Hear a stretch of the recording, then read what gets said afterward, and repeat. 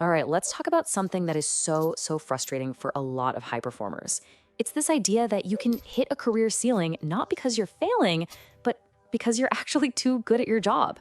So, how in the world did your success become your own personal ceiling? Let's break that down. I mean, really think about that for a second. Have you ever felt like your own indispensability has become a trap? You're the go to person for every fire, the one person who keeps the whole thing running smoothly, but you're also the one who's completely stuck in place. And oh, this scenario. This one stings, right? You're the hero in the trenches, pulling off some impossible technical fix at the last minute. Meanwhile, your colleague, who seems to just talk in meetings all day, they get the leadership role you've been working so hard for. It feels completely unfair. But here's the thing, there's a structural reason this happens. Gee, this isn't just a string of bad luck, it's a really well defined phenomenon, a trap that even the absolute best performers can fall into.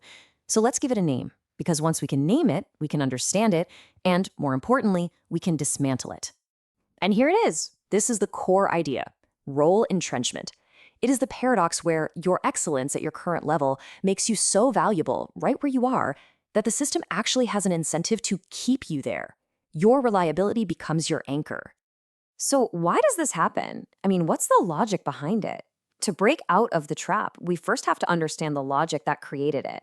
And what's wild is that the logic, it isn't malicious. It's just efficient. Efficient for the system, at least. Okay, this is where it gets really interesting because there's a huge disconnect. Most of us operate under this belief, right? That if we're the most dependable, hardworking person, we'll naturally get promoted. But the system, the organization itself, it has a totally different priority: stability.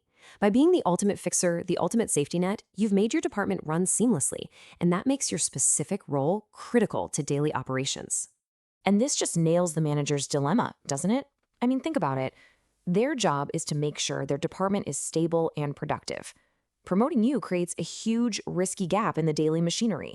So, maybe even unconsciously, the most rational decision for them is to keep you exactly where you're most effective. You haven't been passed over because you're not ready. You've been passed over because you are too successful. So, if your excellent work isn't sending the right message, what is? Well, this brings us to a really crucial difference between the signals you're probably sending and the signals that actually get you promoted. Let's really look at this, because this is the whole game. Over here on the left, you've got the fixer. This person is deep in the machinery, right? They're sending signals all about execution, delivering tasks, solving tough technical problems. Now look to the right.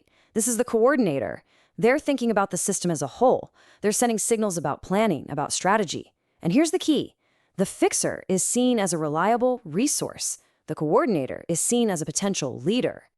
Okay, so we've diagnosed the problem. You're entrenched because you're sending out specialist signals. But the good news is there's a clear path out of this. It's a strategy that might feel, well, a little counterintuitive at first, but trust me, it is absolutely essential for your growth. Here's the playbook. It's a three-parter. First, you've got to redirect your energy. And this isn't about working less hard, not at all. It's about shifting that high performer energy from pure execution to more strategic stuff.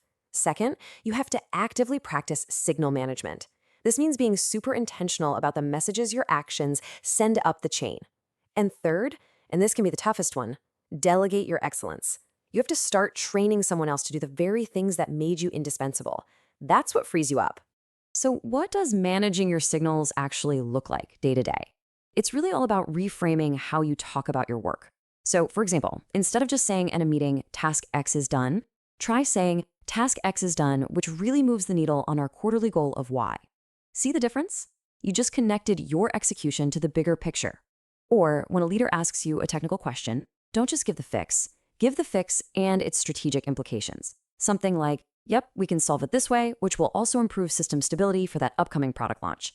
You are actively showing them you're already thinking on their level.